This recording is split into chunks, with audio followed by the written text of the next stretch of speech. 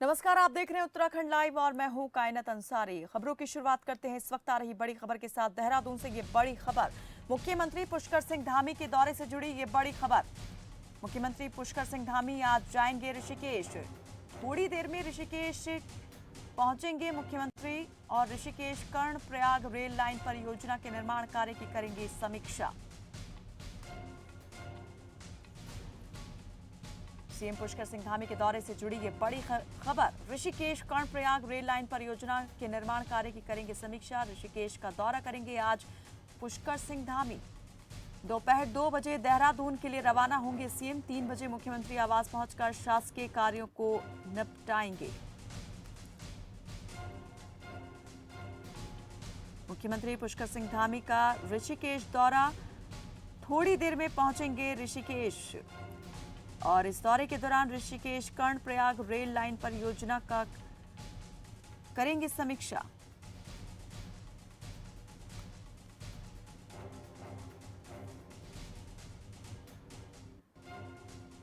बड़ी खबर इस वक्त की देहरादून से, मुख्यमंत्री पुष्कर सिंह धामी का ऋषिकेश दौरा। आज ऋषिकेश पहुंचेंगे सीएम धामी। अब से थोड़ी ही देर में पहुंचेंगे मुख्यमंत्री धामी और ऋषिकेश कर्णप्रयाग रेल लाइन परियोजना के निर्माण कार्य की करेंगे समीक्षा। जायजा लेंगे कर्णप्रयाग रेल लाइन के निर्माण काम का। ज्यादा जानकारी देंगे हमारे सहयोगी कैलाश जोशी। जोशी जी, जरा बताएं मुख्यमंत्री के इस दौरे को किस तरह से देखा जाए। आज कितनी वक्त पर सीएम ये दौरा करने वाले हैं और वापसी कब होगी? अब बिल्कुल कहना था, आपको बताना चाहूंगा कि मुख्यमंत्री पुष्कर धामी का जो आज का कार्यक्रम है, वो मुख्यमंत्री पुष्कर धामी को 10:15 पर जो है ऋषिकेश में पहुंचेंगे।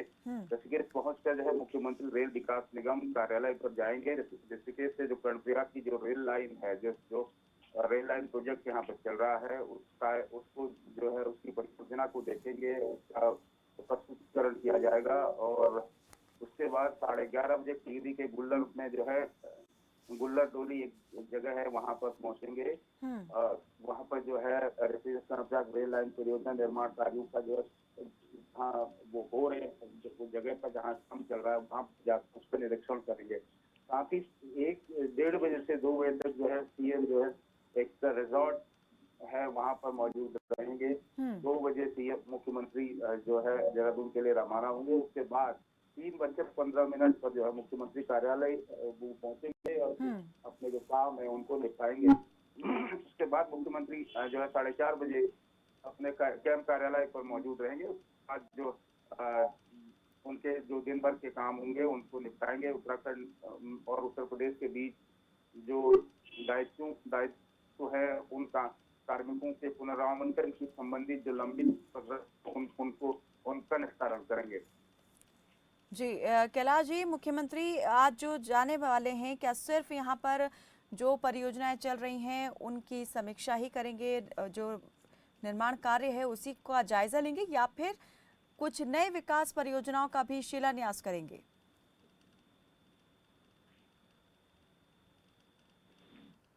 कैलाश जी, मेरी आवाज मिल पा रही है आपको?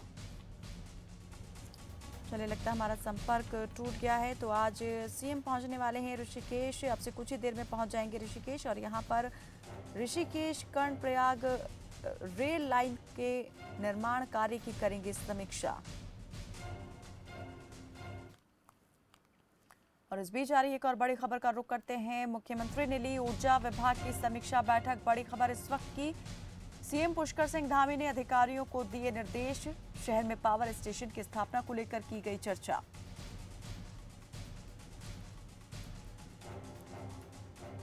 ऊर्जा विभाग की समीक्षा बैठक, ऊर्जा विभाग अधिकारियों के साथ मुख्यमंत्री ने की बातचीत, चर्चा हुई और शहर में पावर स्टेशन की स्थापना को लेकर बातचीत की गई। विद्युत बिलों में गड़बड़ी की शिकायतों को दूर करने के भी निर्देश दिए गए हैं। विद्युत परियोजनाओं की मरम्मत में आए खर्च का विवरण तैयार करने के भी निर्देश मुख्यमंत्री की ओर से ऊर्जा विभाग कर्मचारियों को। बड़ी खबर इस वक्त की, ये तस्वीरें आप देख सकते हैं। विद्युत विभाग कर्मचारियों के साथ, अधिकारियों के साथ जो बैठक मुख्यमंत्री ने की, उस बैठक से आई ये तस्वीरें। ऊर्जा विभाग की समीक्षा बैठक, सीएम पुष्कर सिंह धामी ने अधिकारियों को दिए निर्देश। शहर में पावर स्टेशन की स्थापना को लेकर चर्चा की गई। साथ ही बिजली बिलों में गड़बड़ी को लेकर जो शिकायतें सामने आ रही थी उन्हें भी दूर करने के निर्देश। साथ ही विद्युत परियोजनाओं की मरम्मत में आए खर्च का विवरण तैयार करने के भी निर्देश सीएम की तरफ से दिए गए। और एक और बड़ी खबर का रुख करते हैं। देहरादून से आ रही एक और बड़ी खबर, चारधाम यात्रा शुरू करने पर सियासत तेज। उत्तराखंड कांग्रेस आज विधानसभा के सामने देगी धरना। कांग्रेस प्रदेश अध्यक्ष गणेश गोदियाल के नेतृत्व में प्रदर्शन किया जाएगा। पूर्व मुख्यमंत्री हरीश रावत, नेता प्रतिपक्ष प्रीतम सिंह भी इसमें शामिल होंगे। सुबह 10:30 बजे शुरू होगा धरना प्रदर्शन।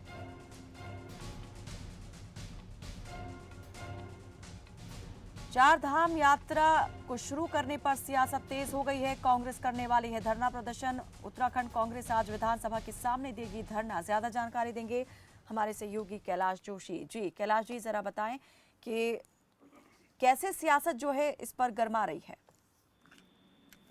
बिल्कुल खैरत, आपको बताना चाहूंगा कि जो चार धाम यात्रा है, चार धाम यात्रा को शुरू करने को लेकर अब सियासत जो है, उत्तराखंड की सियासत गर्मा चुकी है। और इस वक्त जो स्थिति है कि एक तरफ जो काफी लंबे समय से जो है चार धाम के जो हकूकधारी थे, जो पंडा पुरोहित थे, वो धरना प्रदर्शन करते और उसके बावजूद मुख्यमंत्री से जब उनका डेलीगेशन मिला तो डेलीगेशन के बाद जो है वो धरना स्थगित हुआ। अब कांग्रेस ने इस पर चुप्पी लेते हुए जो है सियासत को गरमा दिया है। अब कांग्रेस ये मांग कर रही है कि जल्द से जल्द जो है चार धाम यात्रा यहाँ पर शुरू कराई जाए। हालांकि बारिश का मौसम है, रास्ते कई जगह बंद पड़े हुए हैं, उसके बाद भी चार धाम यात्रा को शुरू करने की बात जो है कांग्रेस ने कही है। और साथ ही जो है आज धरना प्रदर्शन कांग्रेस करने जा रही है।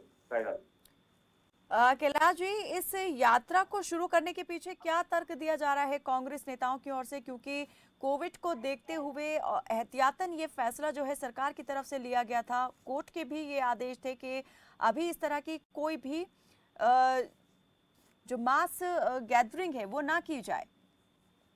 देखिए, आपको बताना चाहूंगा जो चार धाम यात्रा है, चार धाम यात्रा जो है गढ़वाल की जो है रीढ़ मानी जाती है, क्योंकि वहां पर जितने भी लोग हैं, जिनकी दुकानें हैं, जिनके होटल्स हैं, जिनके अपने लॉज हैं, जो व्यवसायी हैं, उनका व्यवसाय लगभग दो वर्षों से जो है ठप पड़ा हुआ है। क्योंकि यात्रा 6 महीने यात्रा चलती है और वो लोग जो है 6 महीने अपना व्यापार जो है साल भर खाना खाते हैं। कई लोगों का रोजगार खत्म हो चुका है, कई लोग जो है सड़कों पर आ चुके हैं। लाजमी है कि यात्रा कोविड का जिस प्रकार से इस वक्त प्रकोप यहाँ उत्तराखंड में बहुत कम दिखाई दे रहा है, तो उनको उस पर स्थिरता बरतते हुए यात्रा को जो है खोलने की मांग यहाँ पर कांग्रेस कर जा रही है। चलिए, बहुत शुक्रिया कैलाश जोशी जी से तमाम जानकारी के लिए।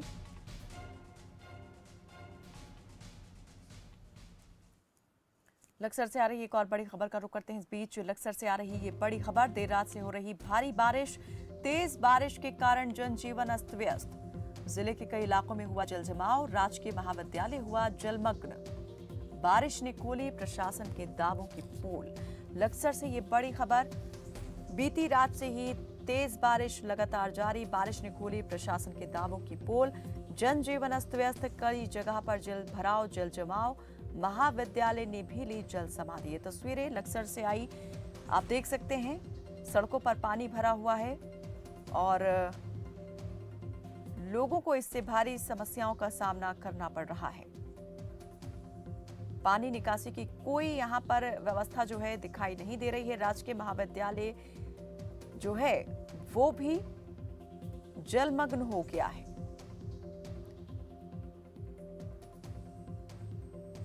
और गोविंद चौधरी हमारे सहयोगी हमारे साथ इस पर सीधा जुड़े हैं हमारे साथ।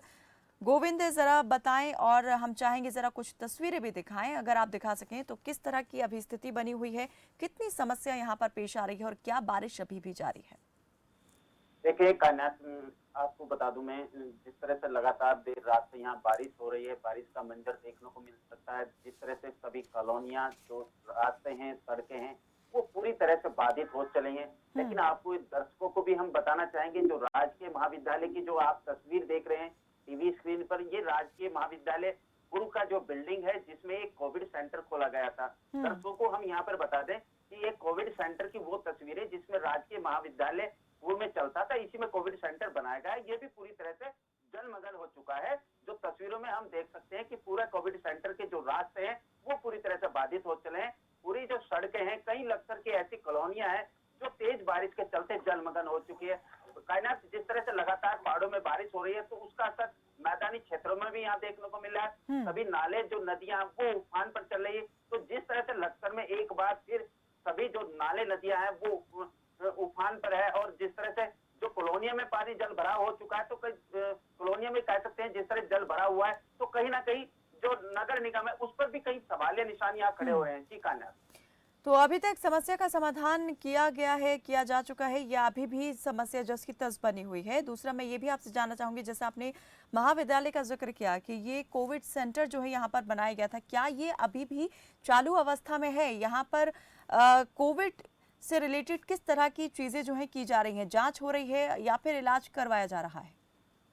देखिए कायनात, मैं आपको बता दूं, दर्शकों को भी बताते चलें कि ये जो एक महाविद्यालय, एक पुराना महाविद्यालय था जिसकी बिल्डिंग थी, इसी में एक कोविड सेंटर खोला गया था। इसी में सभी जो टेस्ट हैं वो यहीं पे किए जाते हैं क्योंकि कोविड सेंटर में ये पर्याप्त जो दवाइयां हैं, पिछली बार भी हमने तस्वीरों में दिखा था कि अधिक बारिश के चलते जो कोविड सेंटर में जो दवाइयां थी वो पूरी तरह से बह गई थी। आज फिर वही हालात जो देर रात से बारिश के हुए हैं वो हालात जो कि तस्के मत दिखाई दे रहे हैं। लगातार कोविड सेंटर की जो सड़कें हैं वो पूरी तरह जल भराव में बाधित हो चली हैं। हालांकि अगर टेस्ट की बात की जाए तो अब स्वास्थ्य विभाग जो रोड पर जो है स्वास्थ्य विभाग कर्मी लगाए गए हैं जो लोगों का जो टेस्ट कर रहे हैं, लेकिन कोविड सेंटर की अगर बात की जाए तो वहां तक जाना बिल्कुल नामुमकिन साबित होता है यहाँ नजर आ रहा है। जी, कितने घंटे हो चुके हैं इसी तरह से पानी को भरे हुए और अभी तक क्या कोई व्यवस्था नहीं की गई है पानी निकालने की?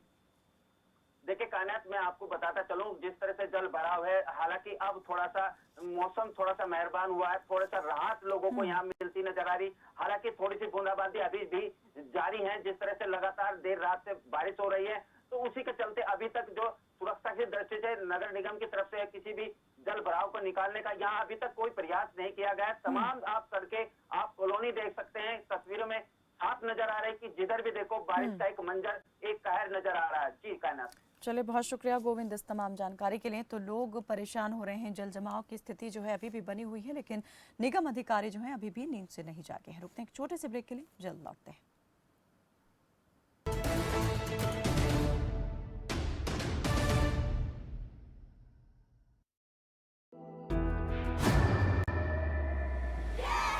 डॉक्टर आर्थो आपको देता है दर्द से पूरी आजादी, एक भरपूर जिंदगी।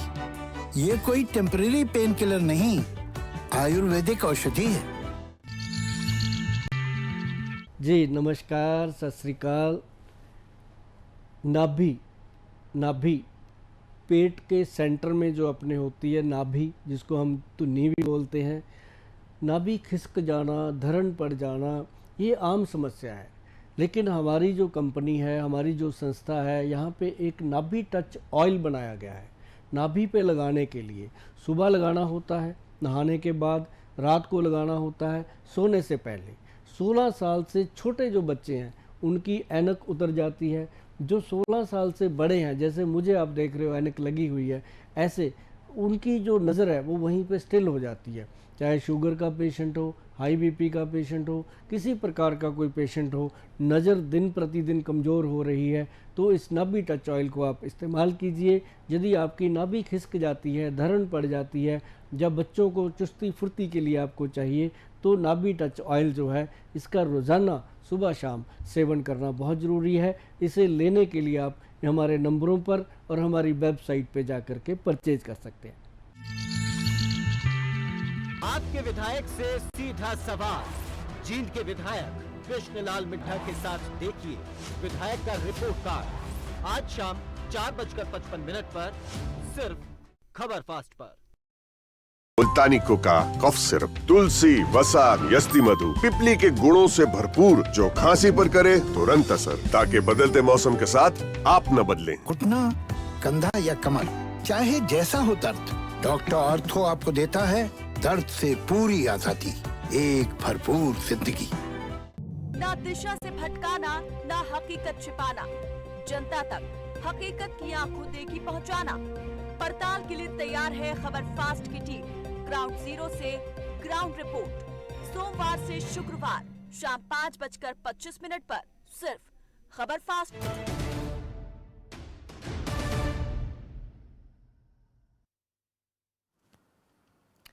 ब्रेक के बाद स्वागत है आपका। हल्द्वानी में कांग्रेस पब्लिसिटी कमेटी के प्रदेश अध्यक्ष सुमित ने विकास कार्यों को लेकर प्रेस वार्ता का आयोजन किया, जिसमें उन्होंने बताया कि आगामी 19 सितंबर को हल्द्वानी के 40 वार्डों में इंदिरा विकास संकल्प यात्रा निकाली जाएगी। साथ ही प्रत्येक वार्ड में करीब 3 दिन का समय लगाकर वार्ड के लोगों से विकास कार्यों पर चर्चा भी करेंगे।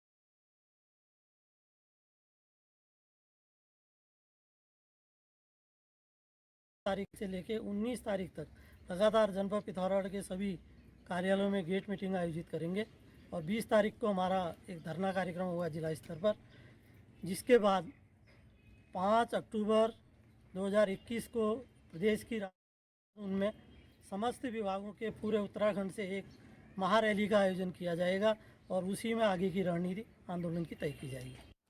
उत्तराखंड कैबिनेट ने सुदूरवर्ती विद्यालयों में तैनात शिक्षकों के सुरक्षित भविष्य के लिए एक प्रस्ताव पास किया था, लेकिन वो अभी तक लागू नहीं हुआ है। वहीं इसी से नाराज शिक्षकों ने सरकार को वादा याद दिलाने के लिए 2 दिन का कार्य बहिष्कार किया है। टीचर संगठन के जिला अध्यक्ष मुकेश ने बताया कि राज्य के माध्यमिक विद्यालयों में जो गेस्ट टीचर्स नियुक्त थे वो पिछले 6 साल से राज्य के स्कूलों में काम कर रहे हैं। उनके सुरक्षित भविष्य के लिए उनके पदों को सुरक्षित रखना चाहिए।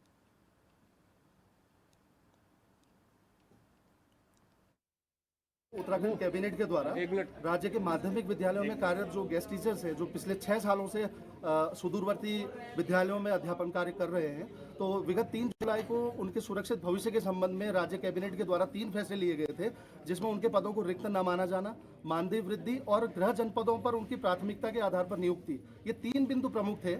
और सरकार का ये कहना था कि जहां भी माननीय धामी जी, माननीय पुष्कर सिंह धामी जी, माननीय मुख्यमंत्री घोषणा कर रहे हैं, तो जहां भी वो जा रहे हैं तो वो कह रहे हैं कि हमारी ये घोषणाएं नहीं है, बल्कि हर घोषणा का शासनादेश जारी होगा। लेकिन आज 2 माह से अधिक का समय हो गया है, लेकिन हमारा जो पद सुरक्षित वाला जो बिंदु, जो महत्वपूर्ण बिंदु था, इस पर सरकार के द्वारा कोई भी शासनादेश अब तक जारी नहीं हुआ है, जिससे प्रदेश कार्यकारिणी के आह्वान पर राज्य भर के अतिथि शिक्षक 13 और 14 जुलाई यानी सितंबर, आज और कल जो है कार्य बहिष्कार पर है।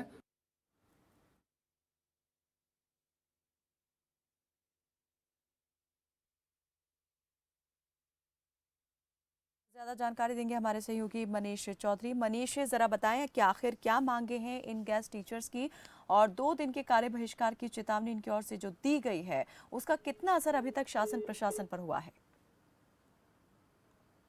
चलिए, लगता है हमारा अभी संपर्क जो है वो टूट गया है। तो आपको बता दें कि जो गेस्ट टीचर्स हैं वो अपनी उन मांगों को लेकर धरने पर बैठे हुए हैं, जिनका वायदा जो है खुद मुख्यमंत्री पुष्कर सिंह धामी ने किया था। अपनी घोषणा में उन्होंने कहा था कि जो गेस्ट टीचर्स हैं उनके पदों को रिक्त नहीं माना जाएगा, योग्यता के आधार पर उनको नियुक्ति भी दी जाएगी, साथ ही मानदेय वृद्धि भी होगी।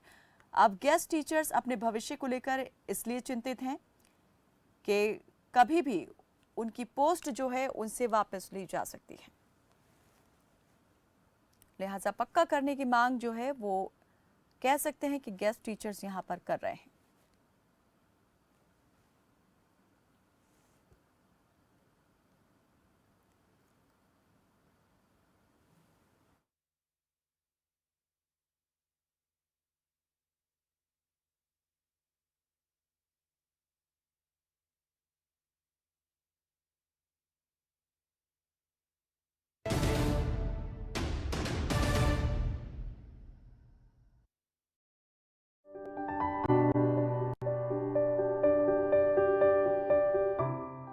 अरे सुनती हो? हाँ। कोरोना से काम की बंदी हुई, मदद आ गई राशन की। और अब बेटे को कोरोना हुई गवा तो घर बैठे इलाज के लिए दवाइयां आ गई और वो भी मुफ्त में। हाँ, आप एकदम सही कह रहे हो। बहू की जब बच्चा होने वाला रहा ना तो उसका अस्पताल ले जाए के लिए घर में मुफ्त में एम्बुलेंस आ गई। और तो और घर में सब लोगन का ना कोरोना का मुफ्त में टीका लग गवा। हम तो अपन जिंदगी में कभी ऐसा नहीं देखे कि सरकार ऐसा काम कर रही है। चुक चुक जिए मोदी जी और योगी जी।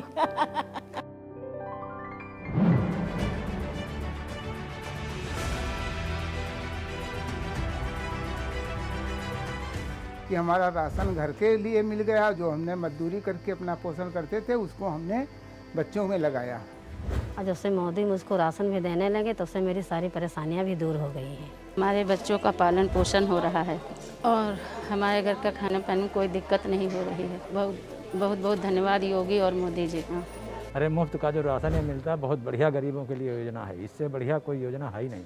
मजदूरी करने जाते थे, जब काम वाम नहीं लगता था तो पड़ोस में कर्जा लेना पड़ता था और अब कर्जा नहीं लेना पड़ता। सबको राशन, सबको पोषण। धन्यवाद मोदी जी। आपके विधायक से सीधा सवाल। जींद के विधायक कृष्णलाल मिड्ढा के साथ देखिए विधायक का रिपोर्ट कार्ड आज शाम 4:55 पर सिर्फ खबर फास्ट पर। सोनीपत का पहला मल्टी स्पेशलिटी अस्पताल व NABH द्वारा प्रमाणित अब हरियाणा सरकार ESI सुपर स्पेशलिटी व सभी कैशलेस पैनल पर उपलब्ध, जिसमें उच्च स्तरीय डॉक्टरों की टीम के साथ अत्याधुनिक मशीनों से लैस ICU और मॉड्यूलर OT की सुविधा उपलब्ध है। कैंसर व अन्य लैप्रोस्कोपिक सर्जरी के साथ उत्तर मध्य भारत की पहली विश्व स्तरीय रूबीना मशीन उपलब्ध है। 24 घंटे आपातकालीन सुविधा, हर तरह के ट्रॉमा व न्यूरो सर्जरी। हमारा पता है 112/113 TP स्कीम 15 इजी डे के पीछे सेक्टर 14।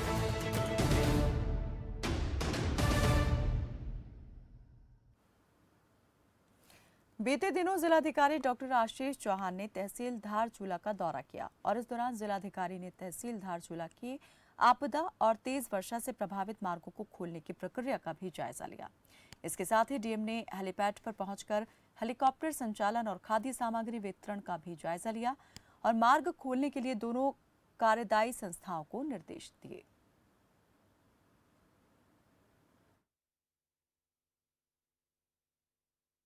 का कॉन्टिन्यूस रिव्यू कर रहा हूँ। लास्ट 4 डेज में हम लोगों ने 3 VCs रखी थी। उसमें वैक्सीनेशन को हम लोगों ने वॉर फुटिंग पे देखा था और रोड के स्टेटस को भी देखा था। CPWD का जो रोड है सोगला से तदांग तक वो क्लियर हो चुका है। उसमें कल रात को जो स्लिप आई है उसे क्लियर करके 15 तारीख तक उसे थ्रू किए जाने के संबंध में CPWD की टीम ने मुझे बताया। मंगलौर कस्बे में सुरक्षा के लिए लगाई गई तीसरी आंख अपनी बदहाली पर आंसू बहा रही है। बता दें कि नगर पालिका परिषद ने कस्बे की सुरक्षा के लिए 35 लाख रुपए की कीमत से CCTV कैमरे लगवाए थे। काफी महीनों से ये CCTV कैमरे खराब पड़े हुए हैं। कैमरे बंद होने से आए दिन कस्बे में चोरी की घटनाएं भी बढ़ गई हैं।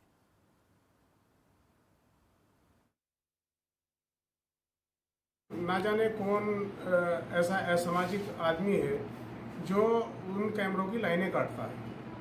हमारे शहर के चारों तरफ जहाँ जहाँ कैमरे लगाए गए थे वहाँ 3 बार वो वायर काट चुके हैं। इस बार उन्होंने बड़ी संख्या में डैमेज किया है और उसको दोबारा पुनः स्टार्ट कराने में थोड़ा समय लग गया है।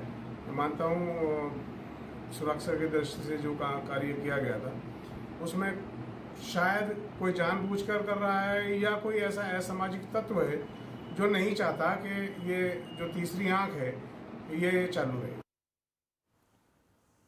हरिद्वार में बढ़ते अपराध पर लगाम लगाने के लिए जिले के नए कप्तान ने कमान अपने हाथ में ले ली है। नए कप्तान योगेंद्र सिंह रावत ने जिले की सीमाओं पर कड़ी निगरानी रखने और सीमाओं से सटे इलाकों में चेकिंग अभियान चलाने के निर्देश दिए हैं। वहीं अब जिले में बाहरी राज्यों से आने वाले लोगों का लेखा जोखा भी पुलिस खुद मेंटेन करने का फैसला ले चुकी है। एसएसपी का कहना है कि सुरक्षा की दृष्टि से किन किन रास्तों को बंद करना है, उसको लेकर भी सभी थाना प्रभारियों से चर्चा की गई है कि गश्त बढ़ाई जाएगी। वहीं अतिरिक्त पुलिस बल की तैनाती पर भी विचार किया जा रहा है।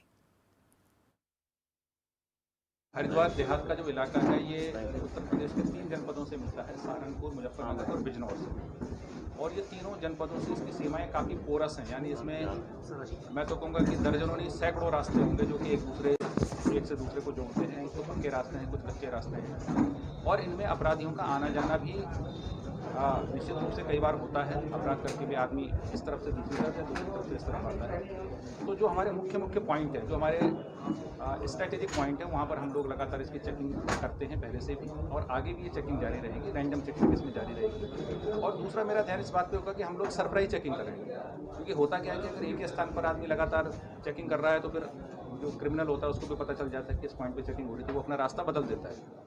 तो सरप्राइज चेकिंग में इस बात की संभावना ज़्यादा होगी कि इस प्रकार के तत्व सामने आए, और कौन लोग आ रहे हैं जा रहे हैं उनकी हम लोग एक रिकॉर्ड इसका रखने का प्रयास करेंगे जहाँ भी हम रैंडम चेकिंग कर रहे हैं, ताकि अगर कोई घटना होती है तो हम उसका उससे मैच करें। बुलेटिन में फिलहाल बस इतना ही। दीजिए इजाजत। नमस्कार।